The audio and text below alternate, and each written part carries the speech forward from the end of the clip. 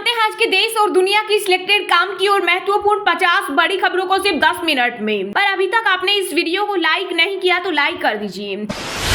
हरियाणा में कांग्रेस कार्यकर्ता में जमकर चले लात घुसे भूपेंद्र हुड्डा। रणदीप सुरजेवाला के समर्थक आपस में जमकर भिड़े। बीजेपी नेता बोले, क्या यही मोहब्बत की दुकान चलाते हैं राहुल गांधी।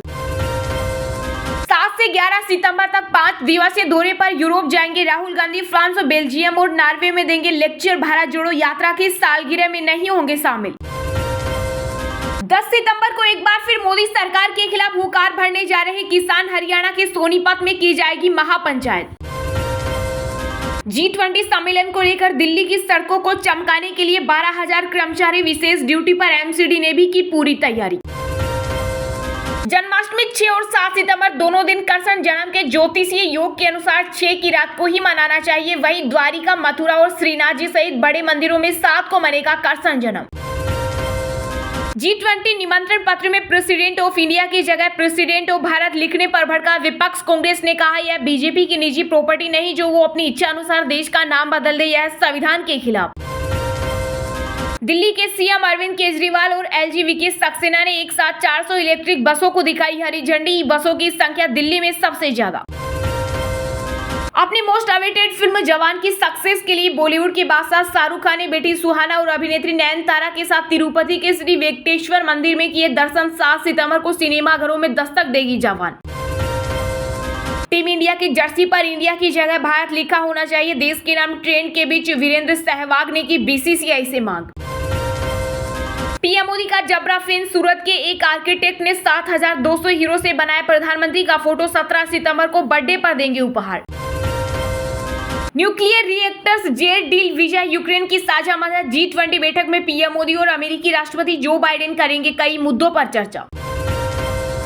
जमीयत उलमाए हिंद ने विपक्षी गठबंधन इंडिया के समर्थन का किया ऐलान। नूह हिंसा पर मौलाना अरशद मदनी बोले, अपने वादों से मुकरा आरएसएस।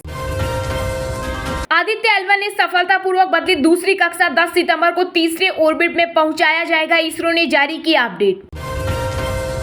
तमिलनाडु के बीजेपी अध्यक्ष अन्नामलाई ने कांग्रेस नेता राहुल गांधी को बताया उत्तर भारत का पप्पू, तो वहीं सनातन धर्म पर विवादित बयान देने वाले उदयनिधि को बताया दक्षिण भारत का पप्पू।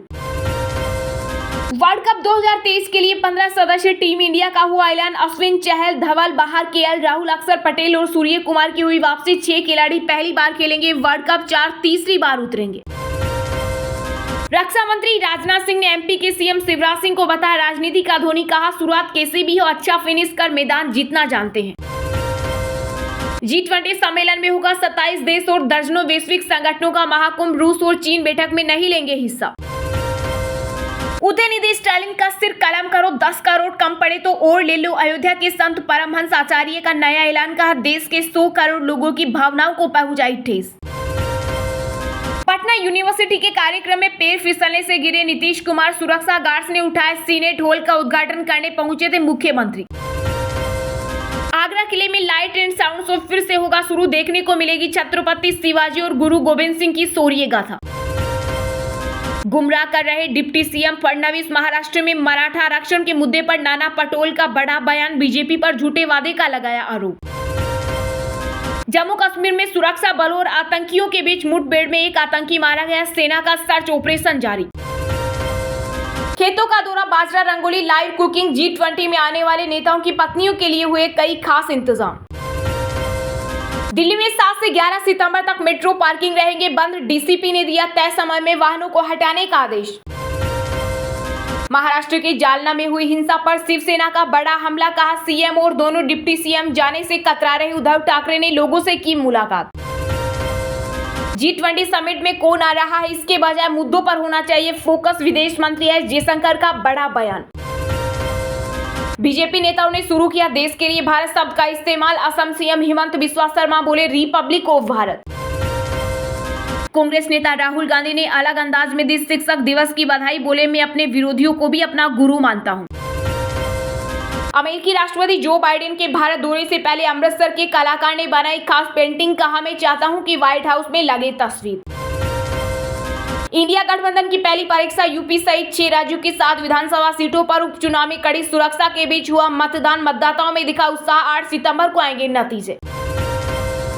दिल्ली के सीएम अरविंद केजरीवाल बोले, अगर इंडिया अलायंस ने अपना नाम भारत रख लिया तो क्या देश का नाम बदलकर बीजेपी रखेंगे। 10 सितंबर को एशिया कप में फिर भिड़ेंगे भारत और पाकिस्तान। कोलंबो में हुआ आमना सामना, नेपाल पर जीत से तय हुआ मैच। इंडिया शब्द अंग्रेजों द्वारा हमारे लिए दी गई गाली। बीजेपी सांसद हरनाथ सिंह यादव बोले, यह गुलामी का प्रतीक, संविधान में हो संशोधन। मोदी सरने मामले में कांग्रेस नेता राहुल गांधी की लोकसभा सदस्यता बहाली के खिलाफ सुप्रीम कोर्ट में दाखिल हुई याचिका। G20 से भारत का सामर्थ्य बढ़ रहा है, सबका साथ सबका विकास हमारा सिद्धांत, मनी कंट्रोल से खास इंटरव्यू में बोले पीएम मोदी। एडवांस टिकट बिक्री में शाहरुख खान की फिल्म जवान ने तोड़ा बाहुबली 2 का रिकॉर्ड। ओपनिंग डे पर सबकी नजर। 2047 तक टैक्स सिस्टम से जुड़ेंगे 41 करोड़ और भारतीय वित्त मंत्री निर्मला सीतारमण ने जताई उम्मीद। केंद्रीय गृह मंत्री अमित शाह ने मध्य प्रदेश के मंडला में कांग्रेस पर बोला जोरदार हमला, कहा राज्य को बीमारू बनाकर छोड़ दिया था। पंजाब में आप और कांग्रेस के गठजोड़ पर बीजेपी ने साधा निशाना। प्रदेश अध्यक्ष सुनील जाखड़ बोले, अब चोर और सिपाही मिलकर लड़ेंगे चुनाव। मेरे सिर के लिए 10 रुपए का कंगा ही काफी है। अयोध्या के संत की सिर कलम करने की धमकी पर उदयनिधि स्टालिन ने दिया जवाब। सनातन धर्म पर उदयनिधि स्टालिन के बयान पर सुप्रीम कोर्ट से दखल की मांग। 262 प्रतिष्ठित हस्तियों ने सीजीआई को लिखी चिट्ठी। सनातन तो सनातन है, इसका अंत करने वाला कोई पैदा नहीं हुआ। केंद्रीय मंत्री नरेंद्र सिंह तोमर ने उदयनिधि स्टालिन के बयान पर किया पलटवार। उदयनिधि स्टालिन के बयान पर मध्य प्रदेश के गृह मंत्री नरोत्तम मिश्रा का हमला, कहा सनातन को खंडित करने की कोशिश, ये टुकड़े टुकड़े गैंग के समर्थक। यूपी के घोसी उपचुनाव में हुए मतदान पर उप मुख्यमंत्री ब्रजेश पाठक का बड़ा दावा, कहा बीजेपी की जीत के डर से सपा लगा रही अनर्गल आरोप। पीएम मोदी और अमित शाह से दोबारा मिलेंगे। हिमाचल प्रदेश के सीएम सुखविंदर सिंह सुक्खू आर्थिक सहायता की करेंगे मांग। अमेरिका की प्रथम महिला जिल बाइडेन कोविड-19 पॉजिटिव। G20 समिट में भाग लेने के लिए आना था भारत। स्कूलों में देश की विभिन्न संस्कृति और विविधता का जश्न मनाए। शिक्षक दिवस पर पीएम मोदी ने दिया संदेश। अब यूपीआई पर भी मिलेगी कर्ज की सुविधा। आरबीआई ने दी मंजूरी, बैंकों को लेनी होगी ग्राहकों की अनुमति। सप्ताह के लगातार दूसरे दिन भी हरे निशान के साथ बंद हुआ शेयर बाजार। सेंसेक्स 152 अंकों की तेजी के साथ 65,780 पर हुआ बंद, तो वही निफ्टी 46 अंकों की बढ़त के साथ 19,574 पर हुआ बंद। ग्राहकों को मिलेगी राहत, त्योहारी सीजन में नहीं बढ़ेगी खाद्य तेल की कीमतें। एफएमसीजी कंपनियों ने कहा स्थिर रह सकते हैं तेल के दाम। चलिए अब जानते हैं जो आम आदमी के काम की और फायदेमंद खबरें हैं उनको विस्तार से। पर इससे पहले अभी तक आपने इस वीडियो को लाइक नहीं किया तो लाइक कर दीजिए।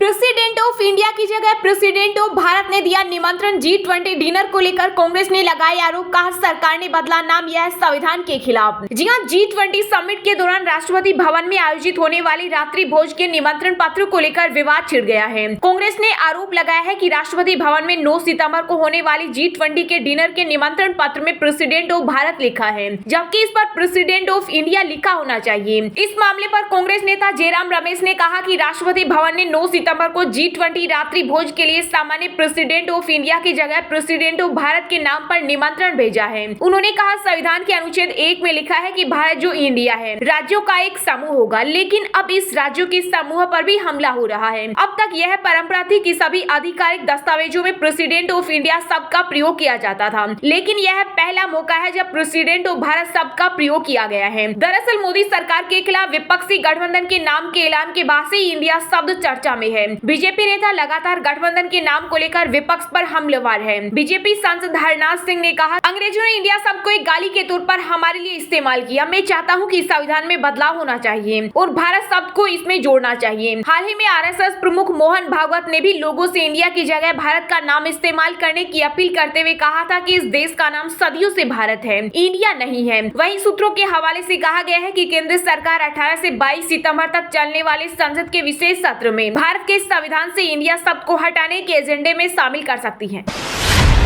वर्ल्ड कप 2023 के लिए 15 सदस्यीय टीम इंडिया का हुआ ऐलान। अश्विन, चहल, धवन बाहर, केएल राहुल, अक्षर पटेल और सूर्य कुमार की हुई वापसी। 6 खिलाड़ी पहली बार खेलेंगे वर्ल्ड कप, 4 तीसरी बार उतरेंगे। जी हां, भारत में 5 अक्टूबर से वनडे वर्ल्ड कप खेला जाना है। टूर्नामेंट के लिए 15 सदस्यीय भारतीय टीम का ऐलान बीसीसीआई ने कर दिया है। कप्तान रोहित शर्मा की अगुवाई में टीम खिताब जीतने उतरेगी। 2011 के बाद टीम को वर्ल्ड कप ट्रॉफी का इंतजार है। 15 सदस्यीय टीम की बात करें तो 6 खिलाड़ी ऐसे हैं जो पहली बार वनडे कप में खेलते हुए नजर आएंगे। इसमें शुभमन गिल, ईशान किशन, सूर्य कुमार यादव, मोहम्मद सिराज, शार्दुल ठाकुर और श्रेयस अय्यर शामिल हैं।